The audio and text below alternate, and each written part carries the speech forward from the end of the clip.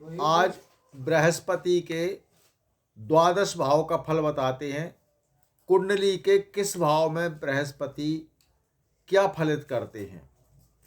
अगर बृहस्पति लग्न में बैठे हों अर्थात कुंडली के पहले स्थान में बैठे हों तो ऐसा जातक शोभावान होता है, सत्कर्म करने वाला, दीर्घायु, निर्भय और पुत्र सुख को प्राप्त होता है।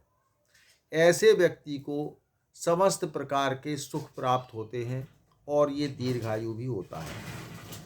अगर गुरु द्वितीय भाव में है तो ऐसा व्यक्ति बुद्धिमान, सुंदर सुंदर मुख वाला और बोलने में बड़ा कुशल,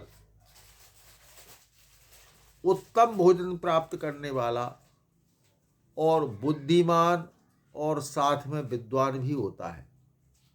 यदि गुरु तीसरे भाव में है तो ऐसा व्यक्ति पाप कर्म करने वाला होता है, दुष्ट चित्त वाला होता है, कृपण होता है और इसको अनादर प्राप्त होता है। लेकिन ऐसे व्यक्ति का भाई किसी उच्च पद पर प्रतिष्ठित होता है अर्थात इसके भाई को बहुत सुख प्राप्त होता है और ऐसा व्यक्ति अपने भाइयों के कारण प्रसन्न रहने वाला होता है।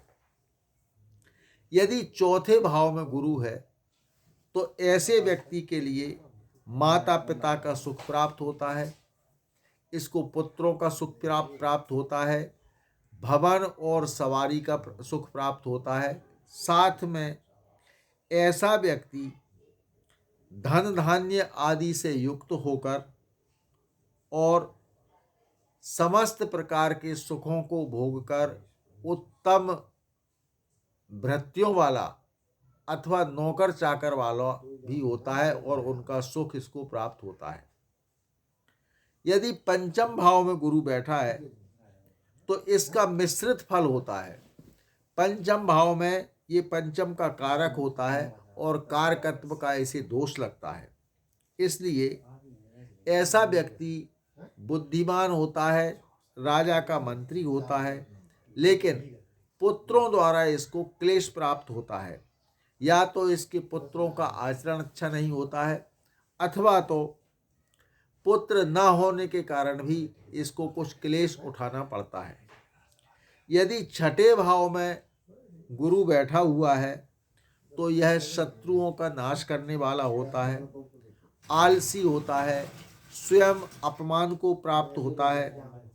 लेकिन ऐसा व्यक्ति मंत्रानुष्ठान करने वाला होता है और इसको मंत्रानुष्ठान के ऊपर बहुत विश्वास होता है, विश्वास प्राप्त होता है और उसके द्वारा इसके कार्य भी सफल हो जाते हैं।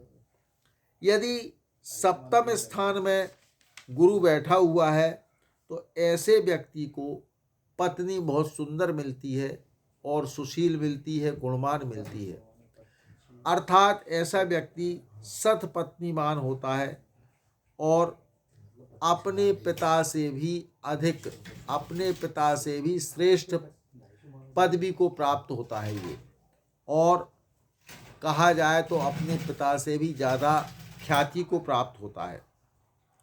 यदि अष्टम भाव में बृहस्पति बैठे हुए हैं तो ऐसा व्यक्ति निकृष्ट कर्म करने वाला होता है, लेकिन दीर्घायु होता है, इसकी उम्र अधिक होती है। यदि नवम भाव में गुरु बैठा है तो ऐसा व्यक्ति धनवान होता है, पुत्रवान होता है और धर्म के कार्य करने में बड़ा विख्यात होता है अर्थात यूँ कहें कि धर्म के कार्य करने के कारण ऐसे व्यक्ति को ख्याति प्राप्त होती है।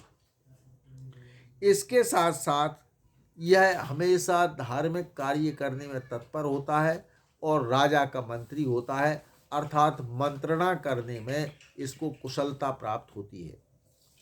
यदि गुरु दशम भाव में बैठे हुए हैं तो यह अत्यंत धनवान होता है और राजा को सदा प्रिय होता है, उत्तम आचरण करने वाला होता है, यशस्वी होता है, राज्य पद को प्राप्त करने वाला होता है अथवा तो राजा को मंत्रणा करने के कारण इसकी ख्याति होती है।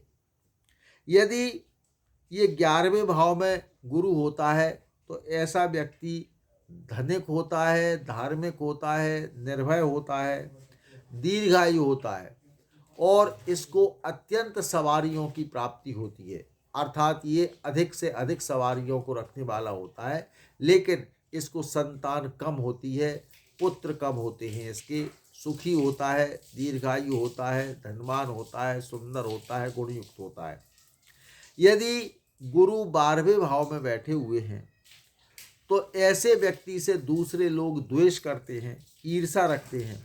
यह स्वयं बुरे शब्द बोलने वाला होता है और संतानहीन होता है, पाप कर्मा होता है, आलसी होता है और दूसरों की सेवा करने वाला होता है। यदि अच्छे भाव में गुरु अच्छी स्थिति में बैठा है, स्वक्षेत्री बैठा है, उच्च का बैठा है, मूल त्रिकोण राशि में बैठा है या अपने मित्र की राशि में बैठा है, अथवा इसके गुरु के स्थान पर या गुरु के ऊपर शुभ ग्रहों की, मित्र ग्रहों की दृष्टि पड़ रही है, तो यह इन सब कामों में 4 चांद लगाने वाला होता है। अर्थात जो जो इसकी अच्छाइयाँ हैं उन सबको पूर्ण रूपेण सफल करने वाला होता है। अब हमारे दर्शकों से निवेदन है, कृपया यदि गुरु की स्थिति अच्छी है तो अपने आप अच्छे काम होंगे। यदि गुरु खराब जगह बैठा है, खराब स्थिति में है, तो गुरु का जाप दान करना और विष्णु सहस्त्रनाम का पाठ करना, केले का पूजन करना, पीली वस्तुओं का दान करना, यह आपके लिए विशेष लाभदायक होगा। अतः आप अपनी कुंडली को स्वयं देखें और गुरु की स्थिति को समझकर उसका पूर्ण लाभ प्राप्त करें।